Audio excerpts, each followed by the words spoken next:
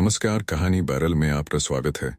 लीजिए पेश है देवकीनंदन खत्री द्वारा लिखित सुप्रसिद्ध उपन्यास चंद्रकांता अध्याय 1। शाम का वक्त है। कुछ कुछ सूरज दिखाई दे रहा है। सुनसान मैदान में एक पहाड़ी के नीचे दो शख्स वीरेंद्र सिंह और तेज सिंह एक पत्थर की चट्टान पर बैठकर आपस में बातें कर रहे हैं। वीरेंद्र सिंह की उम्र 21 या 22 वर्ष की होगी। यह नौगढ़ के राजा सुरेंद्र सिंह का इकलौता लड़का है। तेज सिंह राजा सुरेंद्र सिंह के दीवान जीत सिंह का प्यारा लड़का और कुंवर वीरेंद्र सिंह का दिली दोस्त। बड़ा चालाक और फुर्तीला, कमर में सिर्फ खंजर बांधे, बगल में बटुआ लटकाए, हाथ में एक कमंद लिए बड़ी तेजी के साथ चारों तरफ देखता और इनसे बातें करता जाता है। इन दोनों के सामने एक घोड़ा कसा कसाया दुरुस्त पेड़ से बंधा हुआ है। कुंवर वीरेंद्र सिंह कह रहे हैं, भाई तेज सिंह, देखो मोहब्बत भी क्या बुरी बला है जिसने इस हद तक पहुंचा दिया। कई दफा तुम विजयगढ़ से राजकुमारी चंद्रकांता की चिट्ठी मेरे पास लाए और मेरी चिट्ठी उन तक पहुंचाई, जिससे साफ मालूम होता है कि जितनी मोहब्बत मैं चंद्रकांता से रखता हूं उतनी ही चंद्रकांता मुझसे रखती है। हालांकि हमारे राज्य और उसके राज्य के बीच सिर्फ 5 कोस का फासला है। इस पर भी हम लोगों के किए कुछ भी नहीं बन पड़ता। देखो, इस खत में भी चंद्रकांता ने यही लिखा है कि जिस तरह बने जल्द मिल जाओ। तेज सिंह ने जवाब दिया, मैं हर तरह से आपको वहां ले जा सकता हूं, मगर एक तो आजकल चंद्रकांता के पिता महाराज जय सिंह ने महल के चारों तरफ सख्त पहरा बैठा रखा है। दूसरे उनके मंत्री का लड़का क्रूर सिंह उस पर आशिक हो रहा है। ऊपर से उसने अपने दोनों अय्यारों को, जिनका नाम नाजिम अली और अहमद खां है, इस बात की ताकीद करा दी है कि बराबर वे लोग महल की निगहबानी किया करें, क्योंकि आपकी मोहब्बत का हाल क्रूर सिंह और उसके अय्यारों को बखूबी मालूम हो गया है। चाहे चंद्रकांता क्रूर सिंह से बहुत ही नफरत करती है और राजा भी अपनी लड़की अपने मंत्री के लड़के को नहीं दे सकता, फिर भी उसे उम्मीद बंधी हुई है और आपकी लगावट बहुत बुरी मालूम होती है। अपने बाप के जरिए उसने महाराज जय सिंह के कानों तक आपकी लगावट का हाल पहुंचा दिया है और इसी सबब से पहरे की सख्त ताकीद हो गई है। आपको ले चलना अभी मुझे पसंद नहीं, जब तक कि मैं वहां जाकर फसादियों को गिरफ्तार न कर लूं। इस वक्त मैं फिर विजयगढ़ जाकर चंद्रकांता और चपला से मुलाकात करता हूं, क्योंकि चपला अय्यारा और चंद्रकांता की प्यारी सखी है और चंद्रकांता को जान से ज्यादा मानती है। सिवाय इस चपला के मेरा साथ देने वाला वहां कोई नहीं है। जब मैं अपने दुश्मनों की चालाकी और कार्रवाई देखकर लौटूं, तब आपके चलने के बारे में राय दूं। कहीं ऐसा ना हो कि बिना समझे बूझे काम करके हम लोग वहां ही गिरफ्तार हो जाएं। वीरेंद्र, जो मुनासिब समझो करो। मुझको तो सिर्फ अपनी ताकत पर भरोसा है, लेकिन तुमको अपनी ताकत और अय्यारी दोनों का। तेज सिंह, मुझे यह भी पता लगा है कि हाल में ही क्रूर सिंह के दोनों अय्यार नाजिम और अहमद यहां आकर पुनः हमारे महाराजा के दर्शन कर गए हैं। न मालूम किस चालाकी से आए थे। अफसोस उस वक्त मैं यहां न था। वीरेंद्र, मुश्किल तो यह है कि तुम क्रूर सिंह के दोनों अय्यारों को फंसाना चाहते हो और वे लोग तुम्हारी गिरफ्तारी की फिक्र में हैं। परमेश्वर कुशल करे। खैर, अब तुम जाओ और जिस तरह बने चंद्रकांता से मेरी मुलाकात का बंदोबस्त करो। तेज सिंह फौरन उठ खड़े हुए और वीरेंद्र सिंह को वहीं छोड़ पैदल विजयगढ़ की तरफ रवाना हुए। वीरेंद्र सिंह भी घोड़धड़क से खोलकर उस पर सवार हुए और अपने किले की तरफ चले गए। विजयगढ़ में क्रूर सिंह अपनी बैठक के अंदर नाजिम और अहमद दोनों अय्यारों के साथ बातें कर रहा है। क्रूर सिंह, देखो नाजिम, महाराज का तो यह ख्याल है कि मैं राजा होकर मंत्री के लड़के को कैसे दामाद बनाऊं, और चंद्रकांता वीरेंद्र सिंह को चाहती है। अब कहो कि मेरा काम कैसे निकले। अगर सोचा जाए कि चंद्रकांता को लेकर भाग जाऊं तो कहां जाऊं और कहां रहकर आराम करूं। फिर ले जाने के बाद मेरे बाप की महाराज क्या दुर्दशा करेंगे। इससे तो यही मुनासिब होगा कि पहले वीरेंद्र सिंह और उसके अय्यार तेज सिंह को किसी तरह गिरफ्तार कर किसी ऐसी जगह ले जाकर खपा डाला जाए कि 1000 वर्ष तक पता न लगे, और इसके बाद मौका पाकर महाराज को मारने की फिक्र की जाए। फिर तो मैं झट गद्दी का मालिक बन जाऊंगा और तब अलबत्ता अपनी जिंदगी में चंद्रकांता से ऐश कर सकूंगा। मगर ये तो कहो कि महाराज के मरने के बाद मैं गद्दी का मालिक कैसे बनूंगा? लोग कैसे मुझे राजा बनाएंगे? नाजिम, हमारे राजा के यहाँ बनिस्बत काफिरों के मुसलमान ज्यादा हैं। उन सभी को आपकी मदद के लिए मैं राजी कर सकता हूँ और उन लोगों से कसम खिला सकता हूँ कि महाराज के बाद आपको राजा माने, मगर शर्त यह है कि काम हो जाने पर आप भी हमारे मजहब मुसलमानी को कबूल करें। क्रूर सिंह, अगर ऐसा है तो मैं तुम्हारी शर्त दिलोजान से कबूल करता हूं। अहमद, तो बस ठीक है, आप इस बात का इकरारनामा लिखकर मेरे हवाले करें। मैं सब मुसलमान भाइयों को दिखलाकर उन्हें अपने साथ मिला लूंगा। क्रूर सिंह ने काम हो जाने पर मुसलमानी मजहब अख्तियार करने का इकरारनामा लिखकर फौरन नाजिम और अहमद के हवाले किया, जिस पर अहमद ने क्रूर सिंह से कहा, अब सब मुसलमानों का एक दिल कर लेना हम लोगों के जिम्मे है, इसके लिए आप कुछ न सोचिए। हाँ, हम दोनों आदमियों के लिए भी एक इकरारनामा इस बात का हो जाना चाहिए कि आपके राजा हो जाने पर हम ही दोनों वजीर मुकर्रर किए जाएंगे, और तब हम लोगों की चालाकी का तमाशा देखिए कि बात की बात में जमाना कैसे उलट पुलट कर देते हैं। क्रूर सिंह ने झटपट इस बात का भी इकरारनामा लिख दिया, जिससे वे दोनों बहुत ही खुश हुए। इसके बाद नाजिम ने कहा, इस वक्त हम लोग चंद्रकांता के हालचाल की खबर लेने जाते हैं, क्योंकि शाम का वक्त बहुत अच्छा है। चंद्रकांता जरूर बाग में गई होगी और अपनी सखी चपला से अपनी विरह कहानी कह रही होगी, इसलिए हमको पता लगाना कोई मुश्किल न होगा कि आजकल वीरेंद्र सिंह और चंद्रकांता के बीच में क्या हो रहा है। ये कहकर दोनों अय्यार क्रूर सिंह से विदा हुए। कुछ दिन बाकी है। चंद्रकांता, चपला और चंपा बाग में टहल रही हैं। भीनी भीनी फूलों की महक धीमी हवा के साथ मिलकर तबीयत को खुश कर रही है। तरह तरह के फूल खिले हुए हैं। बाग के पश्चिम की तरफ वाले आम के घने पेड़ों की बहार और उसमें से अस्त होते हुए सूरज की किरणों की चमक एक अजीब ही मजा दे रही है। फूलों की क्यारियों की रविशों में अच्छी तरह छिड़काव किया हुआ है और फूलों के दरख्त भी अच्छी तरह पानी से धोए हैं।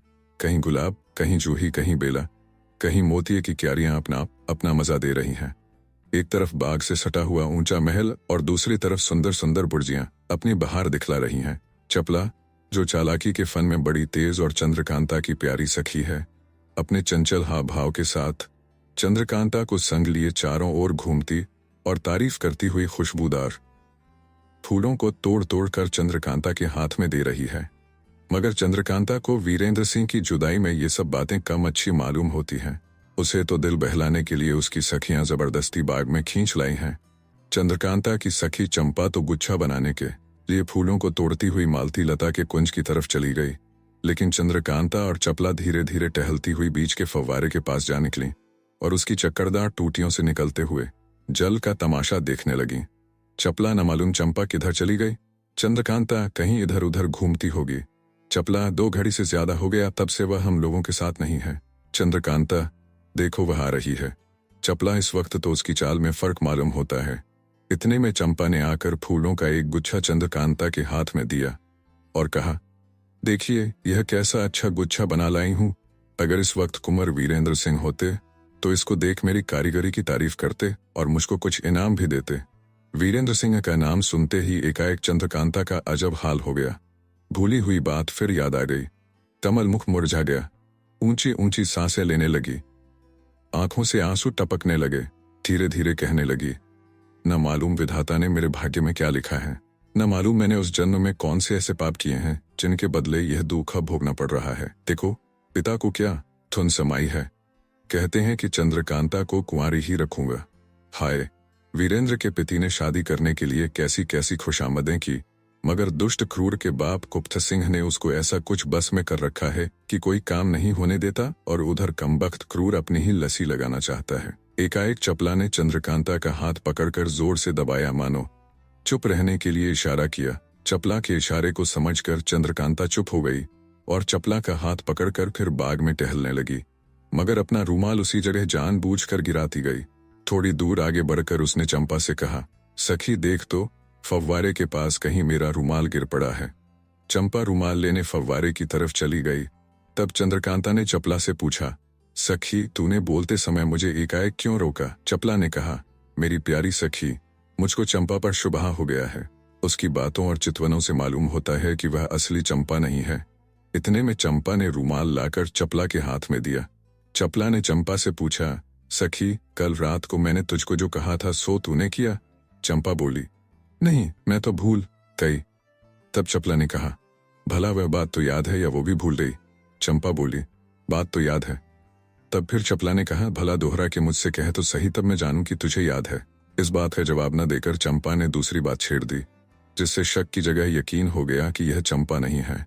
आखिर चपला यह कहकर कि मैं तुझसे एक बात कहूंगी, चंपा को एक किनारे ले गई और कुछ मामूली बातें करके बोली, देख तो चंपा, मेरे कान से कुछ बदबू तो नहीं आती, क्योंकि कल से कान में दर्द है। नकली चंपा चपला के फेर में पड़ गई और फौरन कान सूंघने लगी।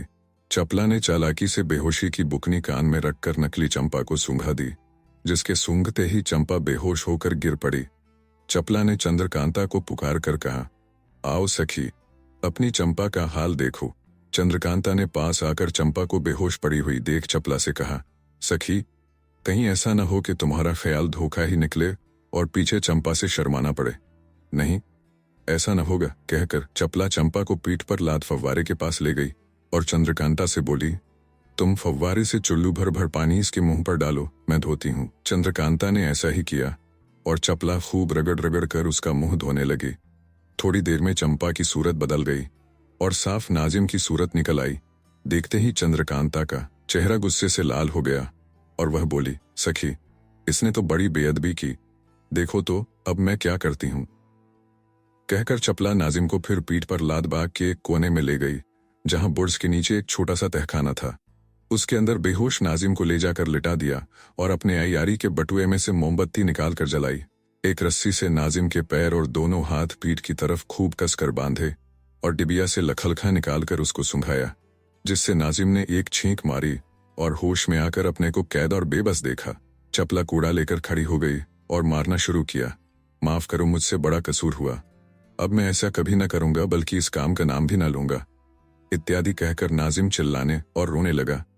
मगर चपला कब सुनने वाली थी। वह कूड़ा जमाए ही गई और बोली, सब्र कर, अभी तो तेरी पीठ की खुजली भी न मिटी होगी। तू यहाँ क्यों आया था? क्या तुझे बाग की हवा अच्छी मालूम हुई थी? क्या बाग की सैर को जी चाहा था?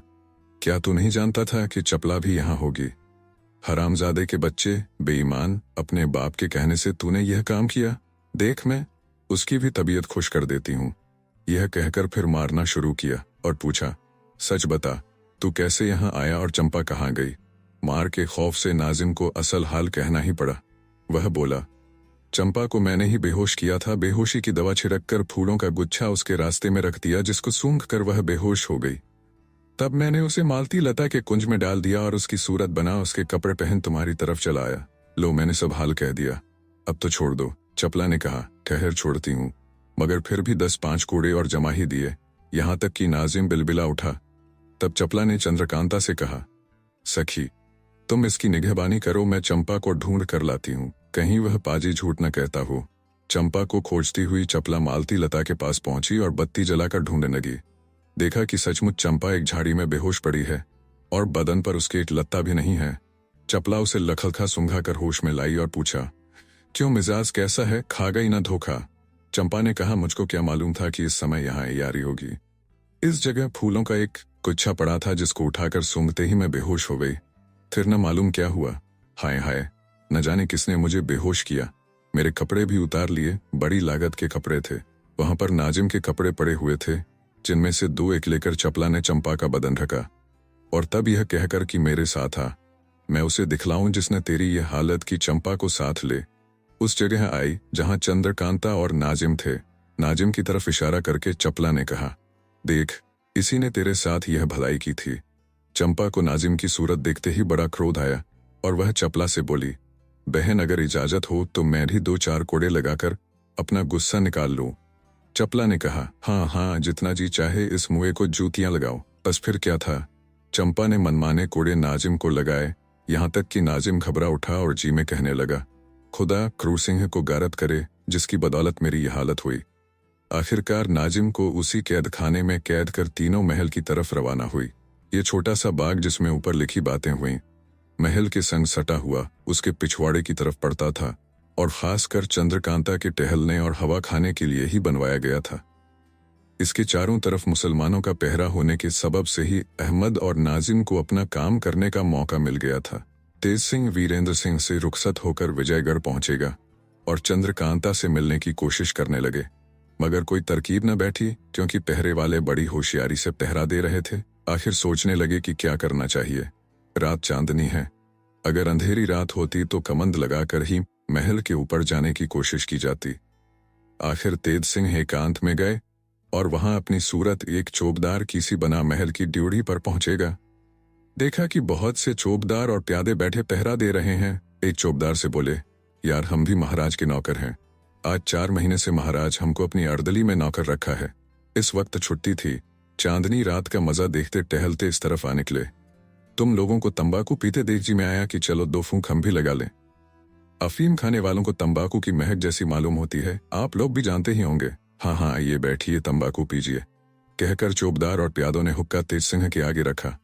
तेज सिंह ने कहा, मैं हिंदू हूं, हुक्का तो नहीं पी सकता। हाँ हाथ से जरूर पी लूंगा, यह कह चिलम उतार ली और पीने लगे। उन्होंने तो फूंक तंबाकू के नहीं पिए थे कि खांसना शुरू किया। इतना खांसा कि थोड़ा सा पानी भी मुंह से निकाल दिया और तब कहा, मियाँ तुम लोग अजब कड़वा तंबाकू पीते हो, मैं तो हमेशा सरकारी तंबाकू पीता हूं। महाराज के हुक्कावरदार से दोस्ती हो गई है, वह बराबर महाराज के पीने वाले तंबाकू में से मुझको दिया करता है। अब ऐसी आदत पड़ गई है कि सिवाय उस तंबाकू के और कोई तंबाकू अच्छा नहीं लगता। इतना कह चौबदार बने हुए तेज सिंह ने अपने बटुए में से एक चिलम तंबाकू निकाल कर दिया और कहा, तुम लोग भी पीकर देख लो कि कैसा तंबाकू है। भला चौबदारों ने महाराज के पीने का तंबाकू कभी काहे को पिया होगा। झट हाथ फैला दिया और कहा, लाओ भाई, तुम्हारी बदौलत हम भी सरकारी तंबाकू पी लें। तुम बड़े किस्मतवार हो कि महाराज के साथ रहते हो, तुम तो खूब चैन करते होगे। यह नकली चौबदार तेज सिंह के हाथ से तंबाकू ले लिया और खूब दोहरा जमा कर तेज सिंह के सामने लाए। तेज सिंह ने कहा, तुम सुलगाओ, फिर मैं भी ले लूंगा। अब हुक्का बुड़बुड़ाने लगा और साथ ही गप्पें भी उड़ने लगीं। थोड़ी ही देर में सब चौबदार और प्यादों का सर घूमने लगा, यहाँ तक कि झुकते झुकते सब आंधे होकर गिर पड़े और बेहोश हो गए। अब क्या था, बड़ी आसानी से तेज सिंह फाटक के अंदर घुस गए और नजर बचाकर बाग में पहुंचेगा। देखा कि हाथ में रोशनी लिए सामने से एक लौंडी चली आ रही है। तेज सिंह ने फुर्ती से उसके गले में कमंड डाली और ऐसा झटका दिया कि वह चूं तक न कर सकी और जमीन पर गिर पड़ी। तुरंत उसे बेहोशी की बुकनी सूंघाई और जब बेहोश हो गई तो उसे वहां से उठाकर किनारे ले गए। पटुए में से सामान निकाल, मोमबत्ती जलाई और सामने आईना रख अपनी सूरत उसी के जैसी बनाई। इसके बाद उसको वहीं छोड़ उसी के कपड़े पहन महल की तरफ रवाना हुए और वहां पहुंचेगा जहां चंद्रकांता, चपला और चंपा 10-5 लौंडियों के साथ बातें कर रही थीं। लौंडी की सूरत बनाए हुए तेज सिंह भी एक किनारे जाकर बैठ गए। तेज सिंह को देख चपला बोली, क्यों केतकी, जिस काम के लिए मैंने तुझको भेजा था क्या वह काम तू कराई जो चुपचाप आकर बैठ गई है। चपला की बात सुन तेज सिंह को मालूम हो गया कि जिस लौंडी को मैंने बेहोश किया है और जिसकी सूरत बनाकर आया हूं उसका नाम केतकी है। नकली केतकी, हाँ काम तो करने गई थी, मगर रास्ते में एक नया तमाशा देख तुमसे कुछ कहने के लिए लौट आई हूं। चपला, ऐसा अच्छा तूने क्या देखा क्या? नकली केतकी, सभी को हटा दो तो तुम्हारे और राजकुमारी के सामने बात कह सुनाऊं। सब लौंडियां हटा दी गईं और केवल चंद्रकांता, चपला और चंपा रह गई। अब केतकी ने हंसकर कहा, कुछ इनाम तो दो, खुशखबरी सुनाऊं। चंद्रकांता ने समझा कि शायद वह कुछ वीरेंद्र सिंह की खबर लाई है, मगर फिर यह भी सोचा कि मैंने तो आज तक कभी वीरेंद्र सिंह का नाम भी इसके सामने नहीं लिया, तब यह क्या मामला है? कौन सी खुशखबरी है जिसके सुनाने के लिए यह पहले ही से इनाम मांगती है? आखिर चंद्रकांता ने केतकी से कहा, हाँ हाँ इनाम दूंगी, तो कह तो सही क्या खुशखबरी लाई है। केतकी ने कहा, पहले दे दो तो कहूं, नहीं तो जाती हूं। यह कह उठकर खड़ी हो गई। केतकी के ये नखरे देख चपला से ना रहा गया और वह बोल उठी, क्यों री केतकी, आज तुझको क्या हो गया है कि ऐसी बढ़ बढ़कर बातें कर रही है? लगाऊं 2 लात उठ के? केतकी ने जवाब दिया, क्या मैं तुझसे कमजोर हूं जो तू लात लगावेगी और मैं छोड़ दूंगी? अब चपला से न रह गया और केतकी का झोंटा पकड़ने के लिए दौड़ी, यहां तक कि दोनों आपस में गूंथ गईं। इत्तिफाक से चपला का हाथ नकली केतकी की छाती पर पड़ा, जहां की सफाई देख वह घबरा उठी और झट से अलग हो गई। नकली केतकी हंसकर, क्यों, भाग क्यों गई? आओ लड़ो लड़ो। चपला अपनी कमर से कटार निकाल सामने हुई और बोली, ओए यार, सच बता तू कौन है, नहीं तो अभी जान ले डालती हूं। इसका जवाब नकली केतकी ने चपला को कुछ न दिया और वीरेंद्र सिंह की चिट्ठी निकालकर सामने रख दी। चपला की नजर भी इस चिट्ठी पर पड़ी और गौर से देखने लगी। वीरेंद्र सिंह के हाथ की लिखावट देख समझ गई कि यह तेज सिंह हैं, क्योंकि सिवाय तेज सिंह के और किसी के हाथ वीरेंद्र सिंह कभी चिट्ठी नहीं भेजेंगे। यह सोच समझ चपला शर्मा गई और गर्दन नीची कर चुप हो रही, मगर जी में तेज सिंह की सफाई और चालाकी की तारीफ करने लगी। बल्कि सच तो यह है कि तेज सिंह की मोहब्बत ने उसके दिल में जगह बना ली। चंद्रकांता ने बड़ी मोहब्बत से वीरेंद्र सिंह का खत पढ़ा और तब तेज सिंह से बातचीत करने लगी। चंद्रकांता, क्यों तेज सिंह, उनका मिजाज तो अच्छा है। तेज सिंह, मिजाज क्या खाक अच्छा होगा, खाना पीना सब छूट गया, रोते रोते आंखें सूज आईं। दिन रात तुम्हारा ध्यान है, बिना तुम्हारे मिले उनको कब आराम है? 1000 समझाता हूं, मगर कौन सुनता है। अभी उसी दिन तुम्हारी चिट्ठी लेकर मैं गया था। आज उनकी हालत देख फिर यहाँ आना पड़ा। कहते थे कि मैं खुद चलूंगा। किसी तरह समझा बुझा कर यहाँ आने से रोका और कहा कि आज मुझको जाने दो, मैं जाकर वहां बंदोबस्त कराऊं, तब तुमको ले चलूंगा, जिससे किसी तरह का नुकसान ना हो। चंद्रकांता, अफसोस तुम उनको अपने साथ न लाए। कम से कम मैं उनका दर्शन तो कर लेती। देखो, यहाँ क्रूर सिंह के दोनों अय्यारों ने इतना ऊधम मचा रखा है कि कुछ कहा नहीं जाता। पिताजी को मैं कितना रोकती और समझाती हूँ कि क्रूर सिंह के दोनों अय्यार मेरे दुश्मन हैं, मगर महाराज कुछ नहीं सुनते, क्योंकि क्रूर सिंह ने उनको अपने वश में कर रखा है। मेरी और कुमार की मुलाकात का हाल बहुत कुछ बढ़ा चढ़ाकर महाराज को न मालूम किस तरह समझा दिया है कि महाराज उसे सच्चों का बादशाह समझ गए हैं। वह हरदम महाराज के कान भरा करता है।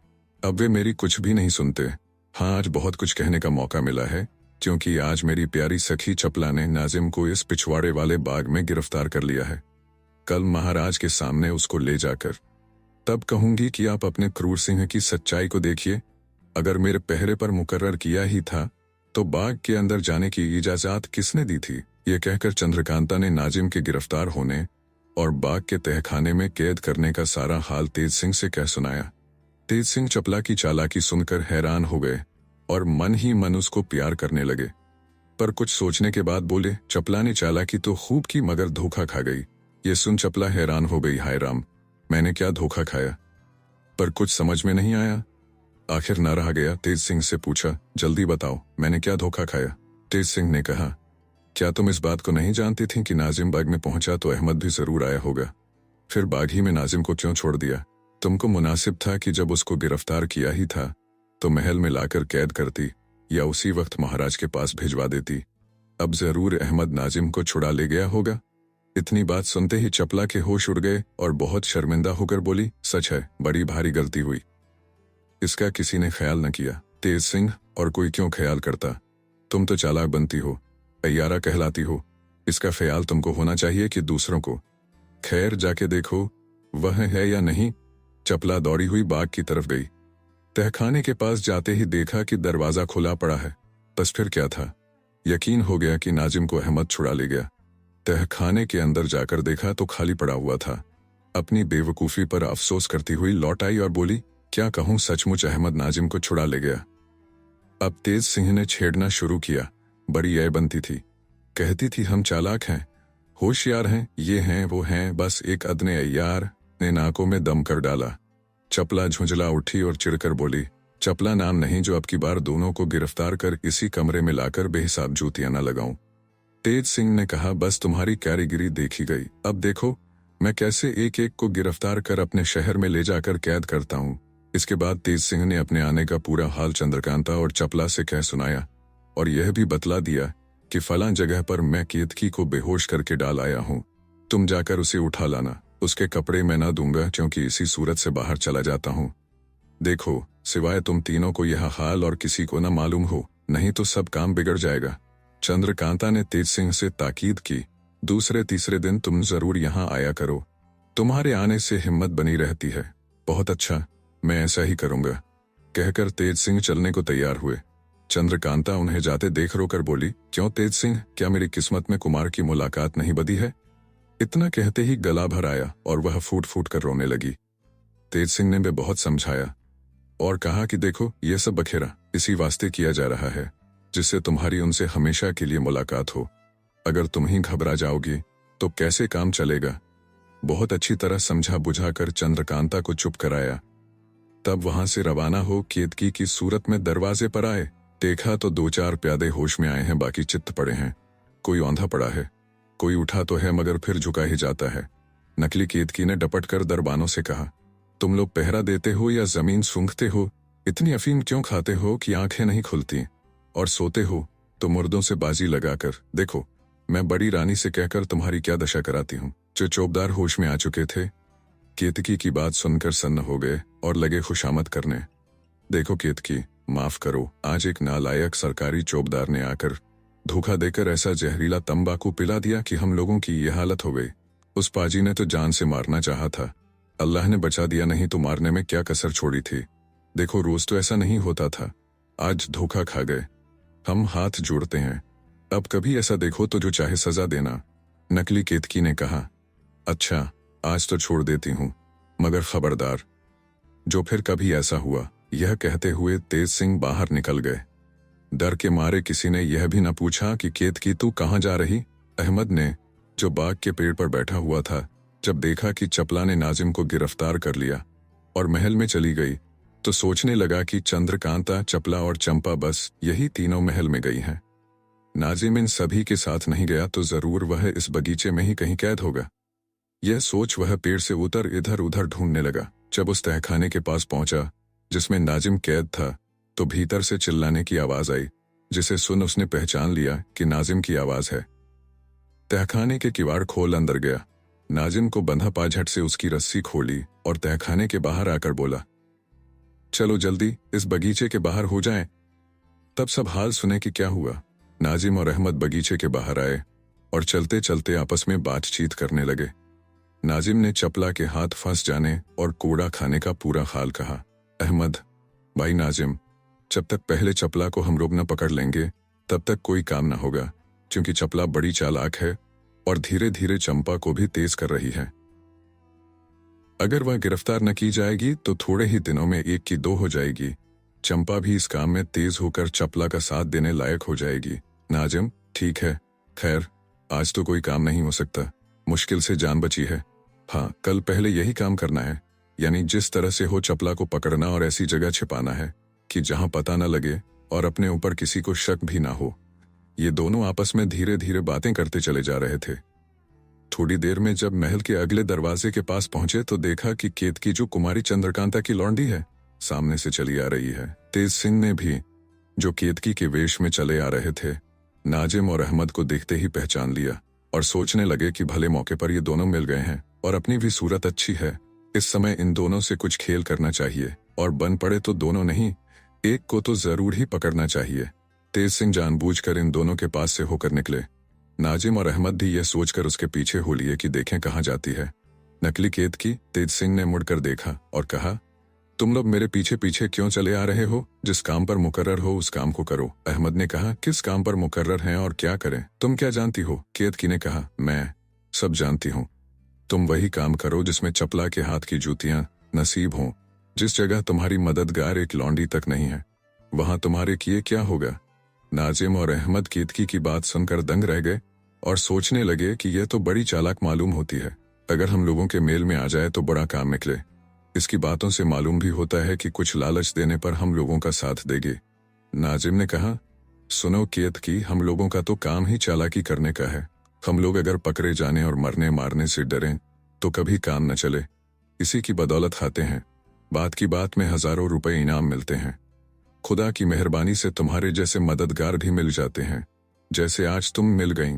अब तुमको भी मुनासिब है कि हमारी मदद करो। जो कुछ हमको मिलेगा उससे हम तुमको भी हिस्सा देंगे।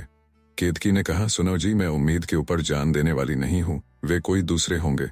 मैं तो पहले दाम लेती हूँ। अब इस वक्त अगर कुछ मुझको दो तो मैं अभी तेज सिंह को तुम्हारे हाथ गिरफ्तार करा दूं। नहीं तो जाओ, जो कुछ करते हो करो। तेज सिंह की गिरफ्तारी का हाल सुनते ही दोनों की तबीयत खुश हो गई। नाजिम ने कहा, अगर तेज सिंह को पकड़वा दो तो जो कहो हम तुमको दें।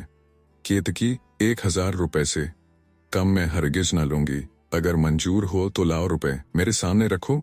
नाजिम, अब इस वक्त आधी रात को मैं कहां से रुपए लाऊं? हाँ, कल जरूर दे दूंगा। केतकी, ऐसी बातें मुझसे न करो, मैं पहले ही कह चुकी हूं कि मैं उधार सौदा नहीं करती। लो, मैं जाती हूं। नाजिम, आगे से रोककर सुनो तो, तुम खफा क्यों होती हो? अगर तुमको हम लोगों का एतबार ना हो तो तुम इसी जगह ठहरो, हम लोग जाकर रुपए ले आते हैं। केतकी, अच्छा, एक आदमी यहाँ मेरे पास रहे और एक आदमी जाकर रुपए ले आओ। नाजिम, अच्छा, अहमद यहाँ तुम्हारे पास ठहरता है, मैं जाकर रुपए ले आता हूँ। यह कहकर नाजिम ने अहमद को तो उसी जगह छोड़ा और आप खुशी खुशी क्रूर सिंह की तरफ रुपए लेने को चला। नाजिम के चले जाने के बाद थोड़ी देर तक केतकी और अहमद इधर उधर की बातें करते रहे। बात करते करते केतकी ने 2-4 इलायची बटुए से निकालकर अहमद को दी और आप भी खाई। अहमद को तेज सिंह के पकड़े जाने की उम्मीद में इतनी खुशी थी कि कुछ सोच न सका और इलायची खा गया, मगर थोड़ी ही देर में उसका सिर घूमने लगा। तब समझ गया कि यह कोई अयार चालाक है जिसने धोखा दिया। चट कमर से खंजर खींच बिना कुछ कहे केतकी को मारा, मगर केतकी पहले से होशियार थी। दांव बचाकर उसने अहमद की कलाई पकड़ ली, जिससे अहमद कुछ न कर सका, बल्कि जरा ही देर में बेहोश होकर जमीन पर गिर पड़ा। तेज सिंह ने उसकी मुश्कें बांधकर चादर में गठरी कसी और पीठ पर लाद नौगढ़ का रास्ता लिया। आप सुन रहे थे कहानी बैरल से बाबू देवकीनंदन खत्री द्वारा लिखित उपन्यास चंद्रकांता। अध्याय 1। वीडियो पसंद आया तो इसे लाइक करिए और चैनल को भी सब्सक्राइब कीजिए। धन्यवाद।